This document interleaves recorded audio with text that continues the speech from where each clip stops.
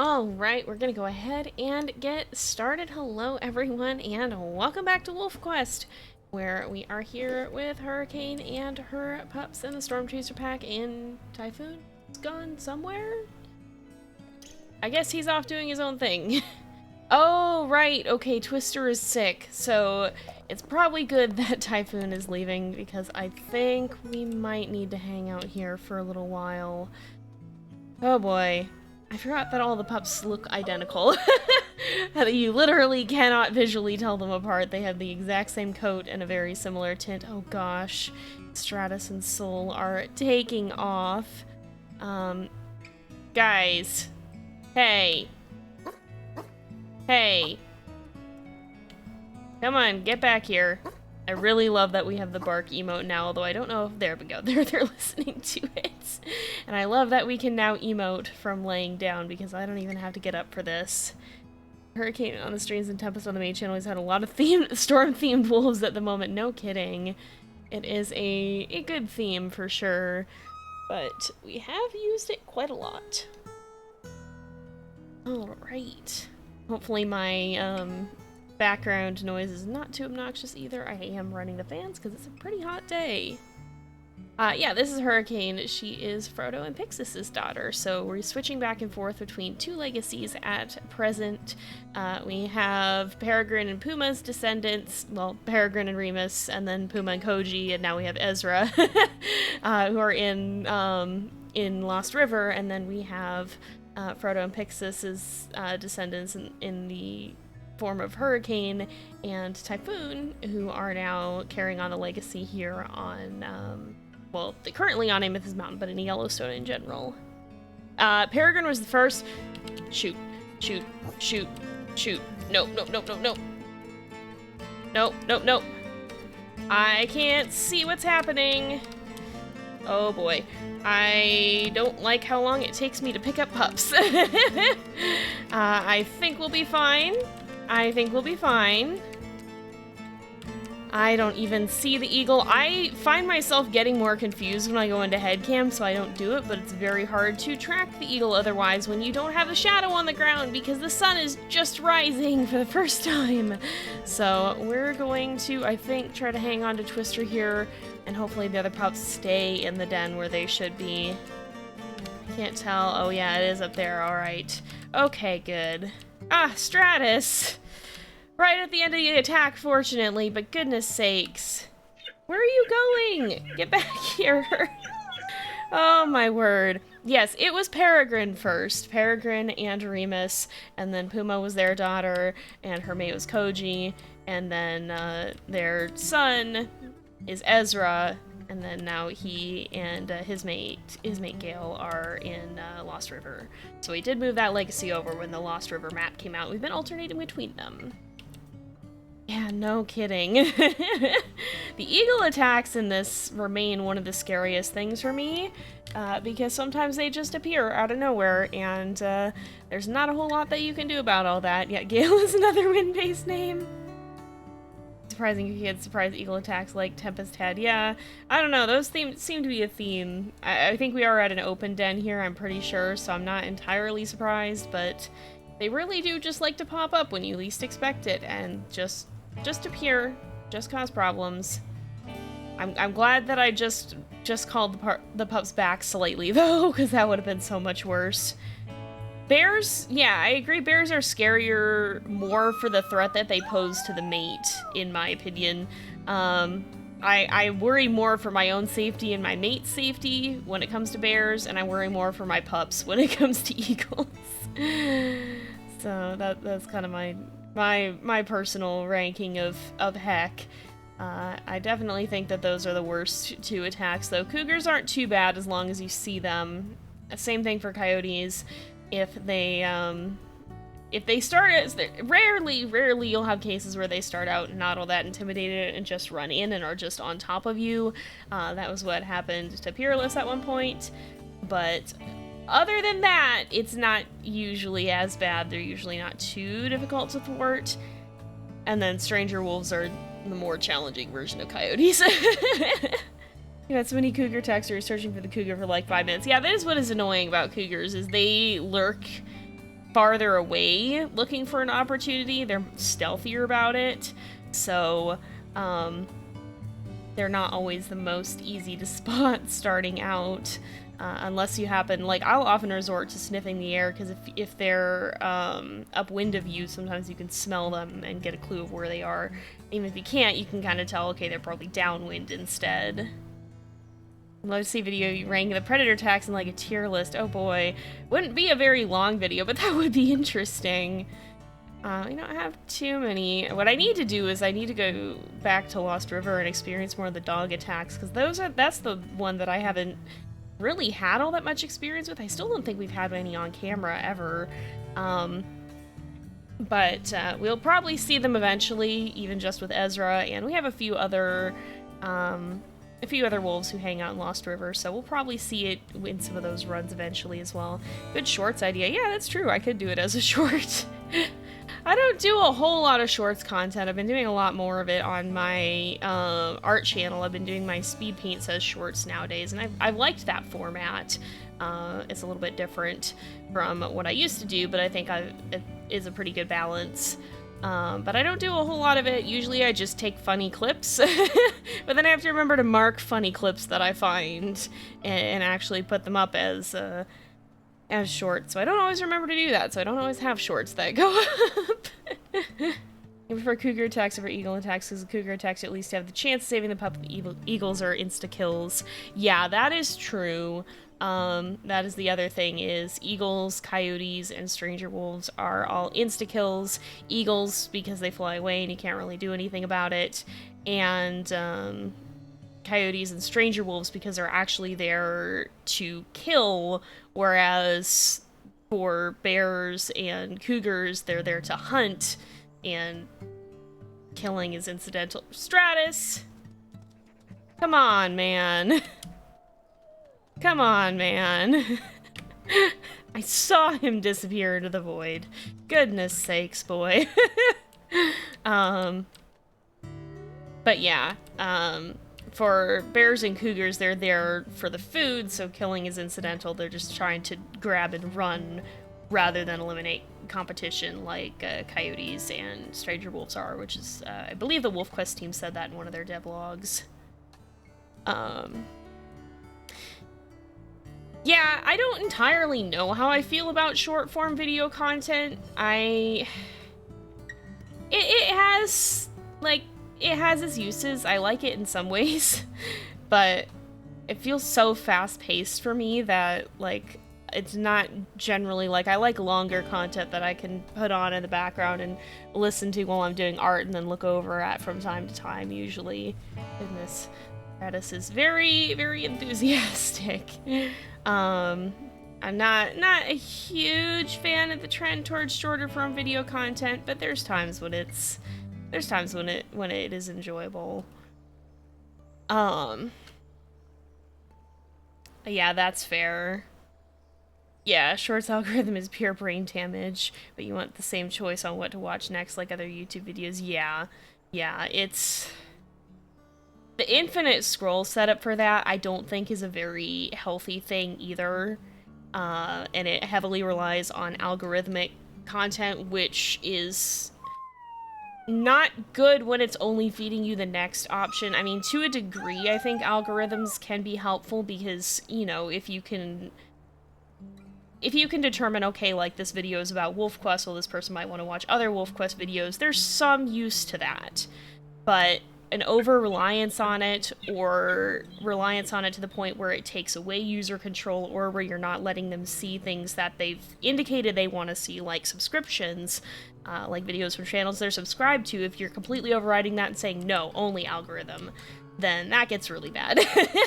I'm not in 100% anti-algorithm, because I think there's cases where it has its uses, but I think the modern internet is really driven into an unhealthy dependence on it, and that's not so good. Yeah, I turn off autoplay as well, and I don't like, you know, there's definitely a point when it gets, like, if you're gonna autoplay a playlist, that's one thing, but, like, I don't know. I think there's definitely an over-reliance on algorithmic content that is very common against social media sites. There's also an over-reliance I found on information that's only available in video form, and I recognize that this is kind of a weird thing to say as somebody who makes a living telling stories on the internet in internet form in video games. And like, I think video content for gaming and such not is good, or, you know, there's a whole case to be made for, like, you know, video essays. Those work better when you're, like, when you can present alongside them. There's definitely situational cases where video content has real edge, but what bothers me is, like, there's this whole subset of tutorial videos without text associated with them.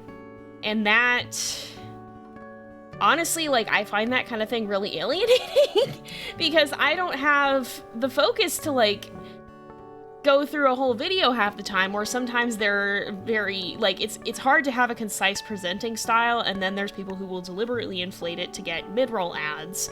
And so, like, it leads to this environment that I'm not too fond of. And also, like, I like to be able to text search. I like to be able to scroll through and easily find sections, and I can't do that when it's all in a video. And, like, that's not to completely say that tutorial videos are bad, but it's often frustrating when that's all that there is. I don't... It's a multifaceted issue, so I can't entirely just complain about that. But, you know, it's... I don't know, it's an interesting dynamic on the internet. The internet is full of that kind of interesting dynamic. Oh boy, yeah. Yeah, a slight algorithm with heavy user control over what goes into that algorithm is good, I think, because, like, obviously, as a YouTuber, I rely on my content being discoverable, and that happens through the YouTube algorithm, because if people don't know to search my name, then the algorithm picking up my videos and indicating it and, like, showing them to other people who've watched similar gameplay, for example, is really beneficial to me. And so as a creator, you kind of need that. And if you're looking to find something to watch outside your normal, like, the normal channels that you already watch, if you're looking to discover something new as a viewer, then it's helpful as well. But it definitely hits a point where it's destructive and counterproductive for both viewers and creators alike. Yeah, sometimes you need a tutorial you can follow exactly, sometimes you need tips very quickly, so you prefer a written article. Exactly! Like, for stuff that does heavily rely on visuals, like, okay, for example, something that,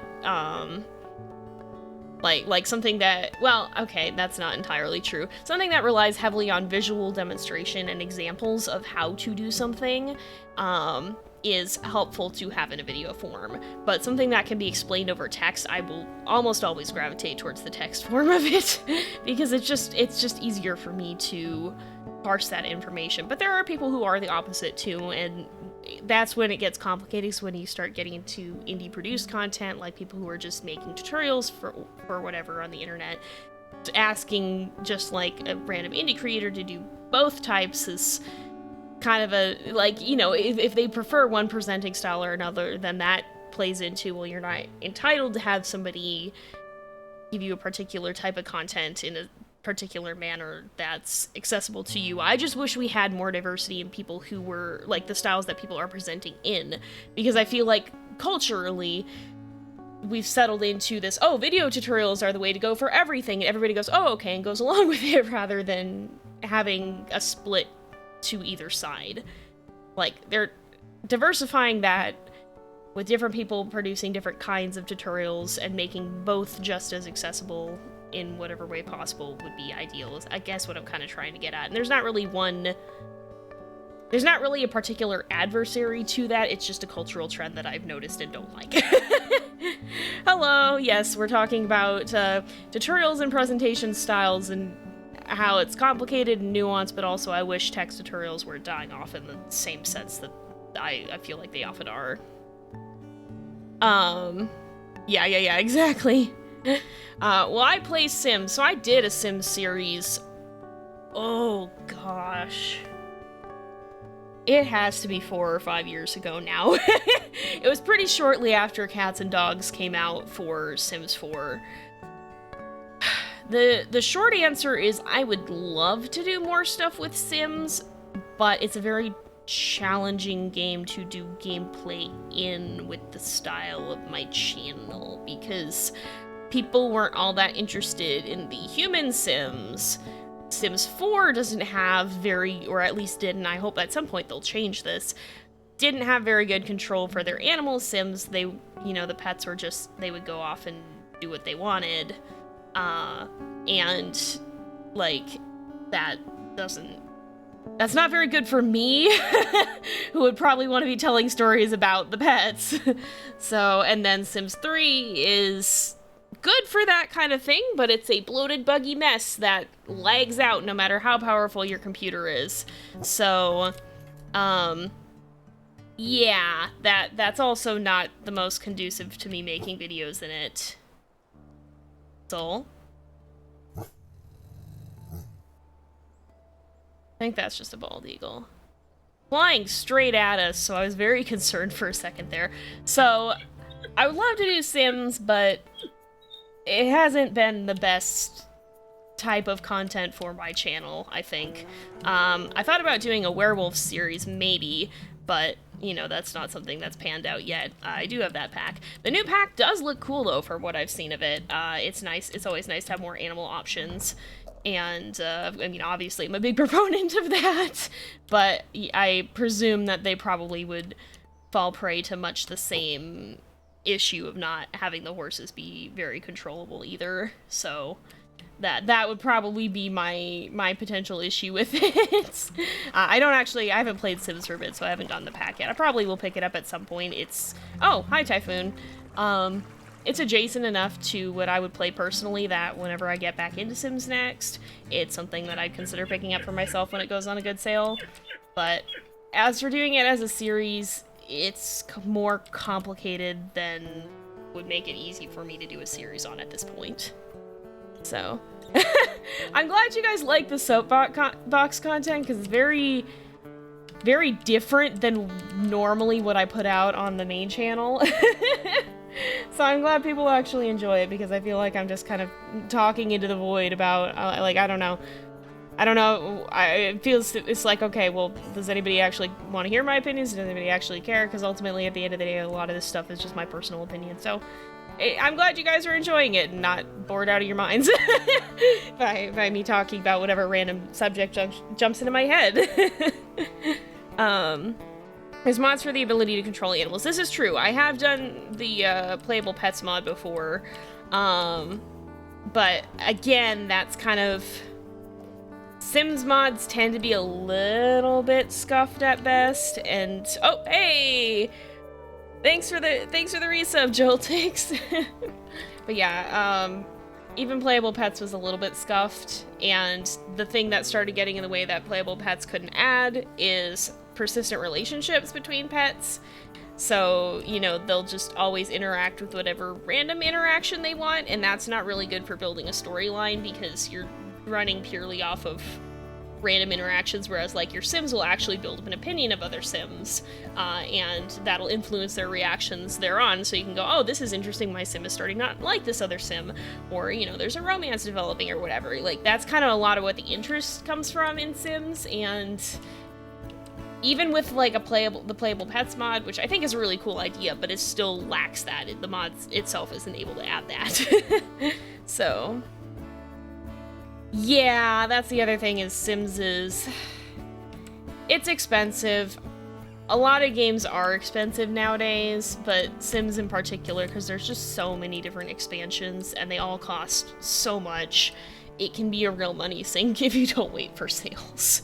So, my philosophy on it is, if there's something that you really want to play and you're really excited about right away, then sure, maybe consider getting that one. Otherwise, they do decent sales if you're willing to wait a year or two for a pack. If it's not something that's you're pressingly drawn to, then I'll often wait around for it to catch a better sale so that I'm not spending like $40 on something like that. No worries, you're good.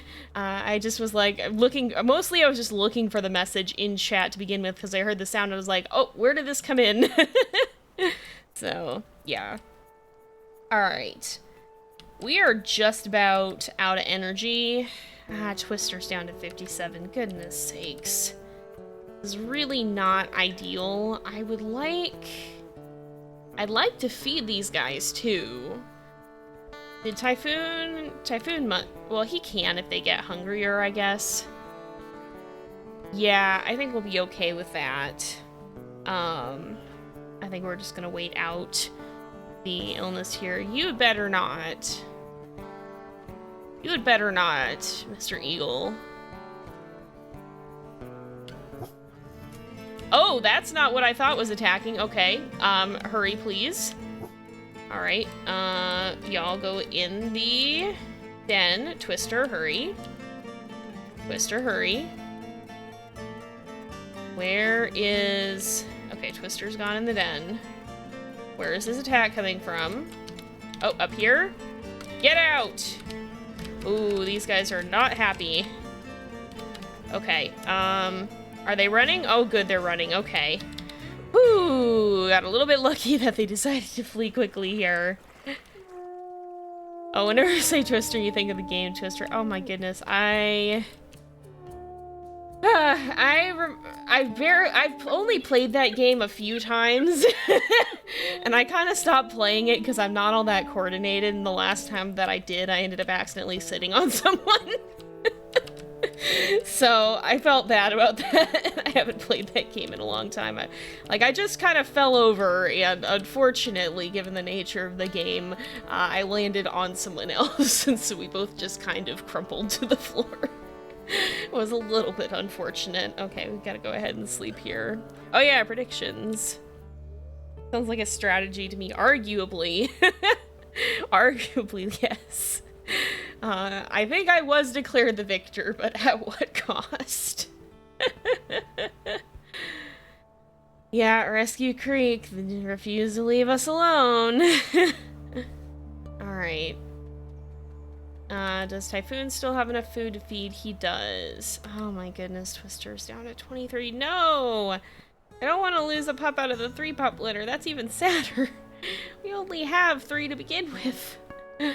Go down, take someone with you. Yeah, that is the nature of such games.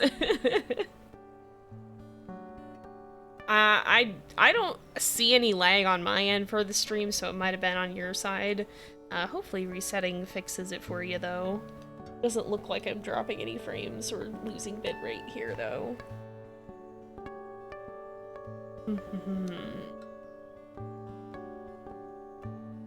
Oh my goodness, you had a 1-pup litter. Yeah, probably, I would imagine that would be a genetic thing. If you have a double black pairing, then that can reduce litter size because a lot of the double black genetic pups won't survive.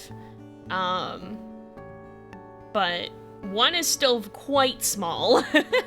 Like, that's... I'm pretty sure the game would physically prevent you from having 0 pups. Oh no! Oh, that's a bummer. Yeah, if you have low enough diversity and have a 1-pup litter, then I imagine it's probably pretty likely to be a sickly pup too.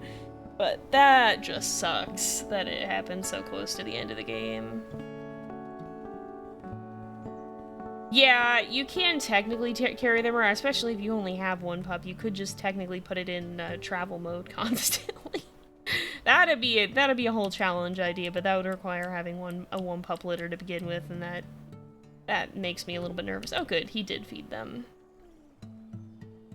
Somebody posted a 0-pup glitch once. Oh my goodness.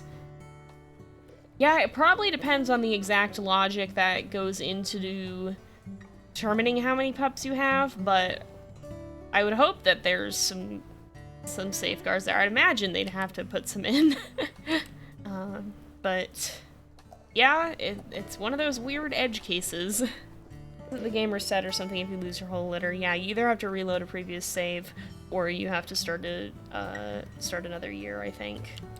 I don't know if that's still going to be the case come Saga, because if the game continuously loops, then in theory, even if you lose your whole litter, you'll just be able to play through the rest of the year alone with just you and your mate, which would be sad, of course, but in theory, you won't have to...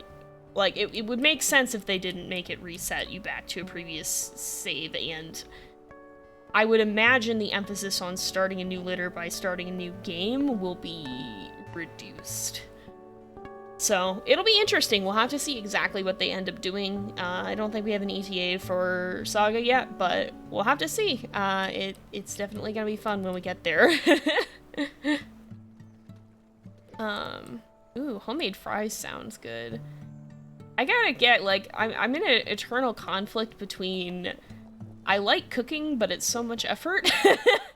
It always takes so much energy, so I'm in an eternal conflict of I should cook more things, but also I am tired. So, yeah, and also I'm scared of my oven a little bit, but we did use my oven, but it was a little bit of a chaotic time because my parents visited recently, and so my mom and I did some baking in the oven, or some do you call it? It's not baking if you're not making like a pastry. I don't know. We made salmon in my oven, and we found out that coconut oil, if it gets too hot, it just smokes. So we filled my entire apartment with smoke. It was good salmon. It was just an unnerving experience to look over and there's smoke seeping out of my oven. That's not what you want to see on the first time you use an appliance. It's generally not a good thing. But it was a memorable experience. We had fun even around the chaos. Yeah, coconut oil apparently has a low smoke point compared to other types of oil, and we've used a lot of it in this particular recipe. And apparently my oven didn't like that too much. So, and I felt bad because my apartment faces another apartment across like the green. Like there's a little bit of grass and there's other apartments, so my back patio faces somebody else's back patio. My neighbor across the way had come out on her had come up to her door at this, and we kind of just like locked eyes through my patio door as I was wafting smoke out. And I couldn't think of what to do in that situation. Like we were far enough away that I couldn't just like say something, so I kind of just like awkwardly waved in her general direction and immediately regretted it. So I don't know what her thoughts on that night were, but hopefully it's not as deeply burned into her memory as it is into mine. Typhoon grab hair. Yeah, you went to go hunting, I guess. Hey, welcome. I'm glad you're able to join us. Oh yeah, we got a prediction going here. Oh, hi! Well, okay. Oh, please hurry. Oh, please hurry. No! No! Get away! Get away! Absolutely not. Absolutely not. Get out. No! Not today. A lot closer than I would have liked it to be. Holy heck. Yeah, I noticed the prediction was running. I was like, well, I guess we'll see this soon. And yeah, soon was real soon, I suppose.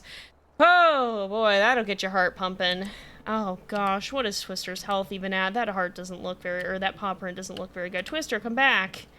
14%. Oh boy. Oh, this does not seem the best. I am definitely worried right now. Definitely quite worried. Because that's concerning. Hopefully we won't have another attack for a little bit at least, but I'm not liking the look of Twister's health right now. Oh boy. Yep. Yeah, that's what I mean about sometimes the coyotes just like run in and they're just on top of you.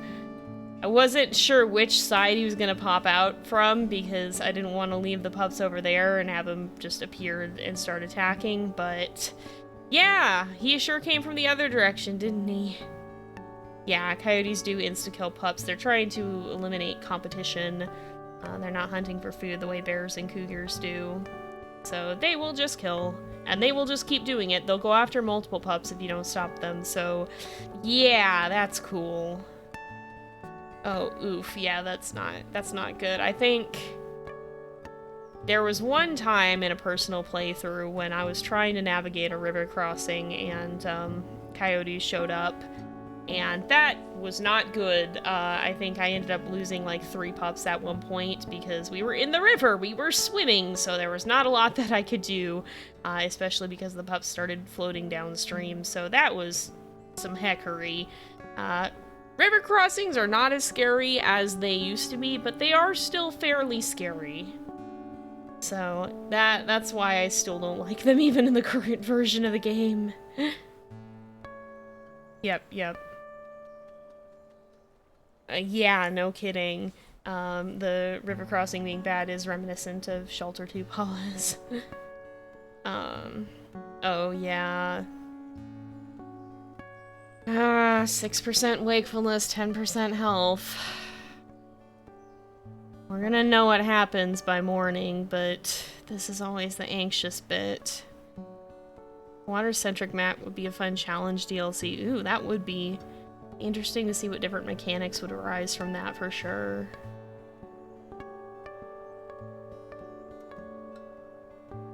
Sometimes the sickness is hard because there's not a lot you can do except wait it out, and even when you wait it out, sometimes it's still not enough. I don't need more problems right now, you know. Just saying, we could get a little bit of a break from the flea load, you know? Kinda dealing with some other stuff at the moment. Oh, Typhoon. I know, bud. We haven't quite lost hope yet. There's still a chance, but feels a little slimmer than I'd like it to. He is very pretty. Typhoon is very pretty. He has, which coat is this? Buffy. Very pretty coat for sure. Yeah, there's some very cute idle animations in the game for sure. They added a lot of ones that have some really good character to them. And I think it's amazing how much stuff like that adds so much life to the game too. Oh. So, first off, what is happening over there? I think that's just a hare, but I don't think there's a lot we can do except sleep now because we are now at 0% wakefulness. You can see the paw prints not glowing. Alright, y'all. Gonna have to rest and hope for the best.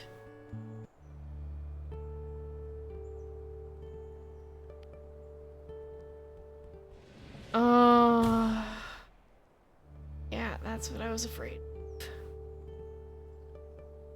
Well, that's unfortunate. Oh, buddy. He may have had a low health modifier. I don't know what do 1 and -1. It felt like his health was dropping pretty fast, so I think he either had an aggressive illness or he may have just had overall low health. But there wasn't a whole lot we could do. Well, I suppose Typhoon is right, though. We better send the pups back in the den and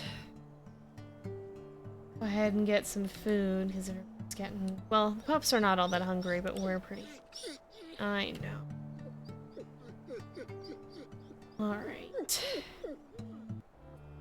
Oh. Ah, the music's just... I don't like that. I don't like that. Hold on. Okay, that's that scent. What is happening over here?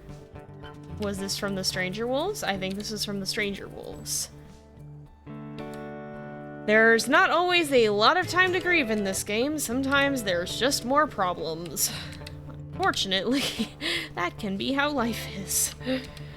We need to go make sure that we don't lose all of our territory now that we are not staying behind with a sick pup. Yeah, no kidding. The pups are not, I guess 12.4, but, and then almost 11. That's earlier than I'd like to. I mean, obviously I never want to lose pups, but that doesn't bode well, losing a pup this early on in such a small litter. It's always a lot more nerve-wracking when this kind of thing happens with a very small litter. Like, not that it doesn't hurt in a larger litter, but I don't know. There's a special sort of anxiety that comes with it when it's a very small litter. It's not a small problem, it's big problems. Yeah, hopefully not, but we'll see. Who is running nearby? It must be a mule deer somewhere. I know, I'm boosting it up. Leave me alone. Alright, do I have a favorite animation in this game? Oh boy, that is an interesting question. I don't know if I have a favorite off the top of my head. Oh, well that was okay. I guess somehow we are still right in the one territory hex. Oh, I see, we crossed into this one. That was what it was. I was like, what is happening here? I don't know if I have a particular favorite animation, but I think having so many different little idols does a lot to add personality and make it, you know, it's the sameier things feel, the more you get reminded you're in a game. So if you're just looping the same animations over and over and over again, it can feel a lot more gamey. But if you're actually having several different animations that all are varied, then that adds a lot of personality and it helps keep things fresh. So I think it's really neat that they have all these little animations. Alright.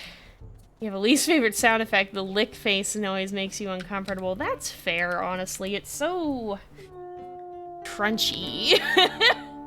It's crunchy, and I don't know how I feel about that. The old eating sound, I think they must have tweaked it or at least turned the volume down, because that used to be really crunchy as well. Yeah, especially in the old game where the volume was higher for some of these. Oh! Are you food flavored? Yes, I think so. You're in a multiplayer game last night. It was your first time attempting accurate on no vacancy and you're struggling to keep the pups alive the whole time. Oof, yeah, that's accurate no vacancy for you right there. Would you quit? Seriously? I mean, if you have a death wish, then I have no issue taking both of you guys down. That's more food for me, but I would recommend you prioritize your own self-preservation. There we go. Bros are here to stand together. Yeah, well, unfortunately, the bros are about to become the bro. Yeah, we need food. I should mark this carcass as well. Are you food flavored? I suppose food by definition is food flavor. Or, well, is it though? Is it though? Is all food food flavored? Is food flavored determined by whether or not something is edible or whether or not it tastes like it should be edible? Because depending on how you're defining this, either food is by definition food flavored, or food flavor is not correlated with actual edibility.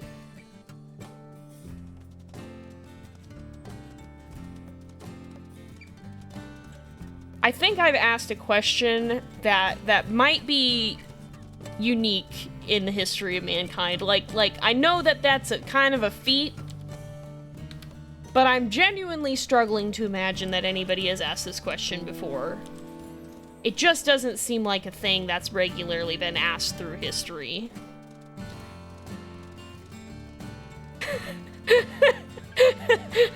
The chat is not less confused than I am here. The accurate players are dying, better at accurate players. Why, yes, we do need to keep 30 carcasses at the den at all times. It's a mood. Oh yeah, the eating sound for the broken jaw is also really bad. Oh, there's pronghorn. Not all food is food flavors. You found out some people can mess up apple juice. Oh no. Anything can be edible. Just the question, should you eat it? Yeah, I guess everything is edible once. Technically. If you really want to be technical, everything is edible once. But not everything is edible more than once. And that's the true concern here. You're sure someone in ancient Rome has asked this or something? We just have no idea. This is the kind of debate that went on in, like, the ancient Greek debate courts. This is the kind of thing the philosophers were discussing. You want to know who saw a lobster and just said they wanted to eat it? That's a good question. Like, we take some food for granted nowadays, but how did people figure out what we could eat? Was this just like a trial and error kind of thing? Did they just like start taking notes of, oh, don't eat those berries, Bob had them yesterday, and well, Bob's not here anymore? Or like, I don't know, was early human history just a question of what is this and can I safely put it in my mouth? Or yeah, that is an interesting thought. I suppose there must have been a period of time when we were figuring these things out. That's not what edible means. I guess that's true. Edible carries with it the definition that it's safely able to be eaten. Some things are food flavored, but should not be food. Yeah. Edible means fit to be eaten. Okay, so yeah, technically that's fair then. So not everything is edible once, but some things can be eaten once. Oh my goodness. I suppose that's true. There would be safer methods to test if something is fit for human consumption. I'm glad that we have most of these things figured out nowadays, though, that like we have a general idea. Nope, absolutely not. Absolutely not.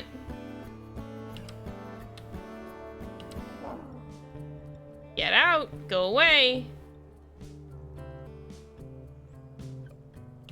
I see you. I see you.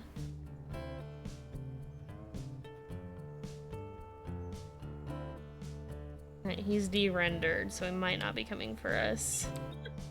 There's an eagle in the distance. There is an eagle in the distance. I don't know if the bit rate was high enough for him to show up on stream. But I saw him.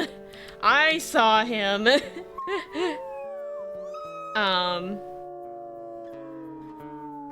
Yeah, I guess that's true. I guess that is true. In early life, we kind of have the instinct to see what is what can be eaten as well. I screech. It will leave everyone screech at it. I really, really wish that, like, I know this is probably not realistic, but like, I wish we could bite the eagles. I wish we could kill them if we tried hard enough. I hate that they are actually invulnerable. Oh, we're tired, actually. I hate that they're actually invulnerable. Like, I understand that it would probably be a technical nightmare to make them biteable, and I understand that most wolves will never have the chance, but if an eagle takes my pup, I think I should be able to take its tail feathers. I think that that's maybe not a fair trade, but it would be a good consolation prize. Oh, goodness. Oh, yeah, that's true. Mod View has a smaller screen, so it's harder to see what's attacking. So. Unrealistic, you've seen your terrier run in front of a bird and jump up to intercept it. It flew right into her mouth. Oh, my goodness. A scattering of feather effects upon model contact will be fun. Ooh, sunrise. Okay. Let's send the pups in the den, because there's probably something ready to jump us. Oh, goodness sakes, the territory. Wait a second. Did I just mark this? Was that one of the ones that I just marked? Oh, Typhoon is trying to feed the pups. We'll do that when we get back.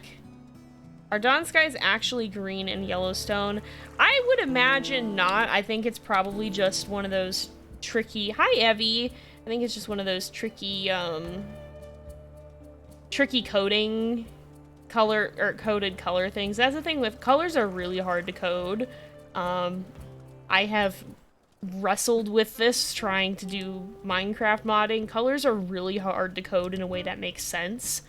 Because you either have to have the world's most complex logic, or you're gonna get some weird edge cases that blend a little strangely. Evie's here. She walked by. She's not here for me. She's here to get food because she missed second breakfast because there were lawnmowers today, and she doesn't like lawnmowers. So she's been hiding out in the closet for most of the afternoon, but I think she's decided that the lawnmowers are gone and we're safe now. So I think she's decided she wants to go get lunch, which is honestly fair. She does have lunch available to her. One of the WolfQuest dreams is a wolf lunging at an eagle, right? So like, see, we could have this. It's so close. It feels so tangible to me. We could have it all. 5 p.m. lunch. Don't at me. This is when I eat lunch some days. My schedule is a nightmare for anyone who abides by the traditionally accepted early riser schedule. Like, my day does not begin until noon, and it does not end until after midnight. That's just the way things are. Actually, that's not true, because Evie has started waking me up at 9, and this is a struggle. I struggle. Yeah, I struggle. We must play with Evie as I don't know if she wants rug time yet. She definitely likes it in the evenings, but she'll probably come in here and flop on my chair soon. Because that's how she spends a lot of the afternoons. She likes my fan. She'll just chill out in the fan all afternoon, because she's also hot. You love my wording? Thank you. 90% of the time, I am not paying attention to my wording, and whatever words happen. The other 10%, I am aware enough to choose the most chaotic option. So that's that's how I approach life. That's how I approach my words. You work 4 p.m. to 3 a.m. Oof, your morning starts at 1 p.m. That's fair, but that's a rough schedule. Oh, a couple days people were getting a new roof on your house. You had to get your grandparents to avoid sleeplessness, but apparently the cats are terrified. I bet. That's scary. That's scary noises for kitties. Poor babies. Yeah, I hung up some pictures with a friend a couple months ago now, and Evie did not like us hammering on the walls. Evie doesn't like noises. Like, she's a very opinionated cat who makes a lot of noises herself, but she doesn't like noises that she doesn't cause. She doesn't like thunder. She doesn't like lawnmowers or weed whackers. She doesn't like when people are thumping around upstairs or whatever, or like hammering things into the walls. She doesn't like unfamiliar noises. She's very sensitive to that kind of a thing. I mean, yeah, that is fair. Like, I also don't like loud noises. They can be a little bit jarring. I don't like unexpected noises at significant volumes. You get your own house in the woods for Evie's sake. This is part of the dream of just moving to the woods. Except I can't move completely into the woods because I still want to have Wi-Fi. But yeah, ideally someday I'll have a little bit of a quieter little house out in the woods. Alright, where are we going?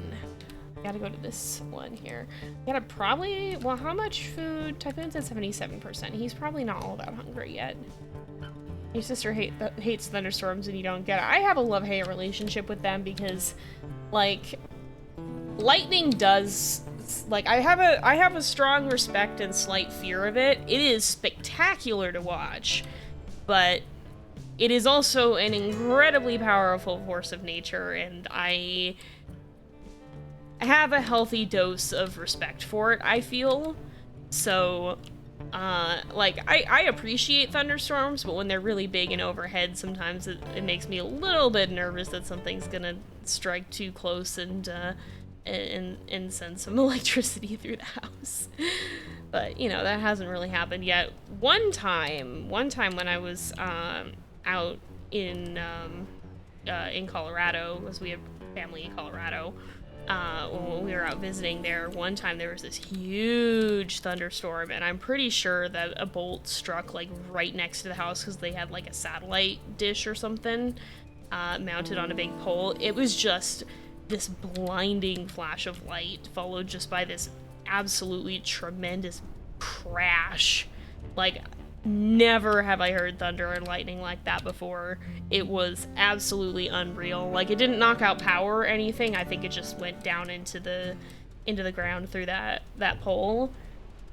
But, like, holy heck. It was impressive. It was extremely impressive. I also, at one point, got caught in a thunderstorm while out hiking in the mountains, also in Colorado. Most of my thunderstorm stories are from Colorado, apparently. So I have been out in the mountains, out in nature, up fairly near the peak, a lot nearer than I wanted to be when there was lightning flashing all around and hail coming down. We did get hailed on. Hi, Abby. Yeah. You want to say hi? Abby, say hi. Say hi to the live stream. Did you come in here to yell?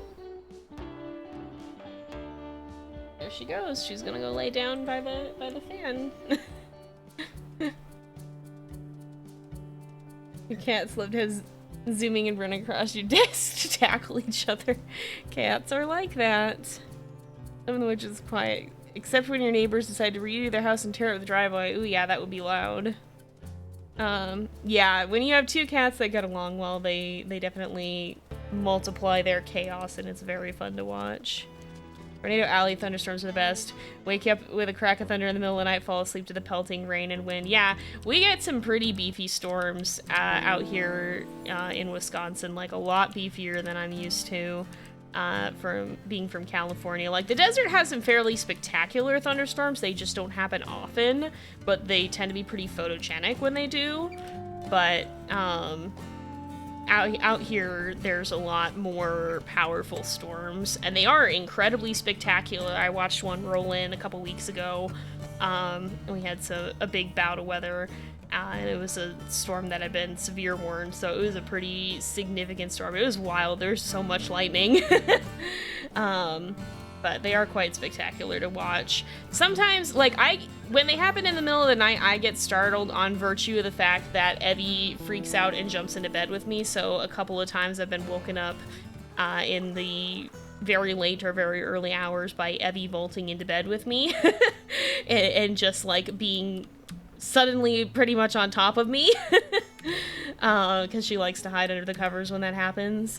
So I tend to get quite startled even if I don't hear it, but they are definitely quite enjoyable to be able to watch. One time a lightning strike hit one of the yards at the side of the block at your old house. Surprisingly, you didn't get startled. Wow. Yeah, when lightning strikes that close, it is pretty significant. You definitely tend to notice. Evie, say meow. She is just absolutely flopped in front of the fan here. All right, we needed to send these guys into the den because I was gonna ask Typhoon to come with us here. Typhoon, we gotta go get food. Come on, bud. We gotta go get food. We'll send these guys in the den, we'll head out. I guess technically I don't have to be the one to send them in the den now, but it's nice when I know that I want to bring Typhoon with us here. Oh, neighbor dog go bork, oh boy. Close lightning is also loud, the thunder is incredible. Yes, it's very startling, but it's also very amazing. Oh, yeah. Alright, we're not too far this way, is it? Oh, it is farther than I thought. Okay, I thought it was like in this hex. We went farther than I thought chasing that herd. Let's head up this way. Let's see. And get some food. We should be able to. Hopefully there's nothing causing problems here on this carcass. Sometimes there do be, but there should still be plenty left if nothing's been eating it, so we'll have to find out. Almost there, we are almost there. It's quite the run, goodness sakes. I guess we have a lot of energy. You can stay away from this carcass. Not for you. I think he's a little too far away to go for it, but... Okay. Ah, that's why you haven't gone for it. Get out! Goodbye. Goodbye. Go away. Can I just, like... oh!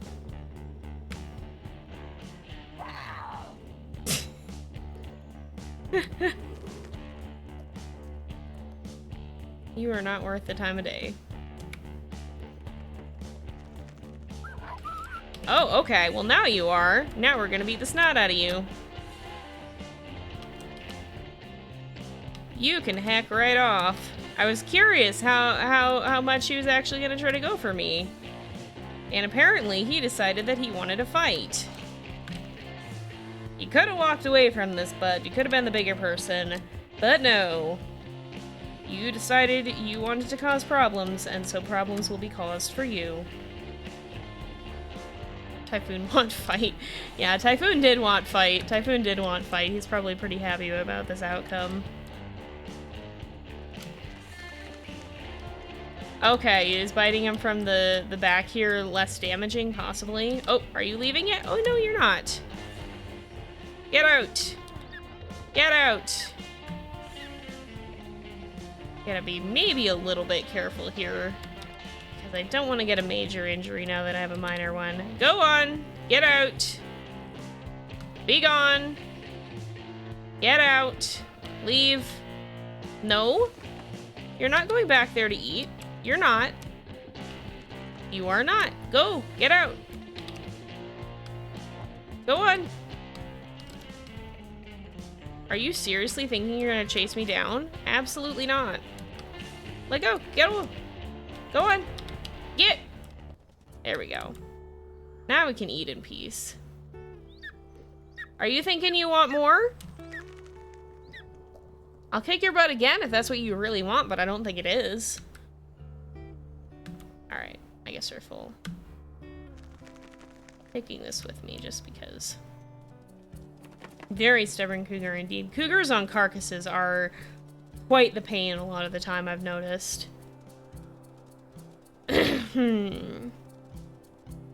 Yeah, Typhoon's health. I think we have permadeath off, I'm pretty sure. But he took some damage too. Cougars are...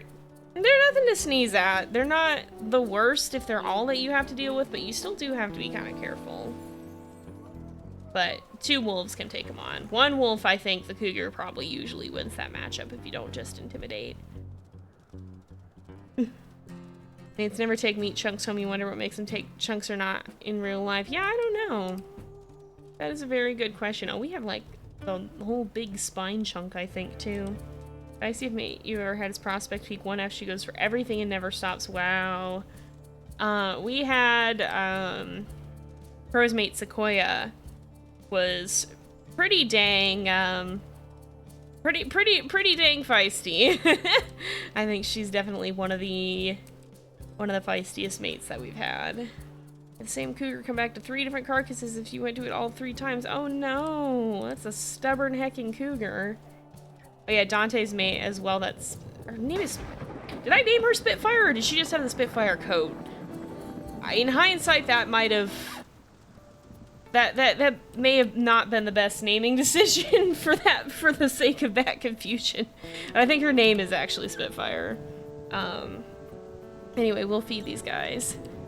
And we want to probably get our energy up a little bit, or not our energy, our affinity up as well, because probably don't want to be doing that right when we head out first thing, but I think we are going to go ahead. Yeah, her name is Spitfire. Okay. I thought so for a second, but sometimes I second guess because I have so many wolves.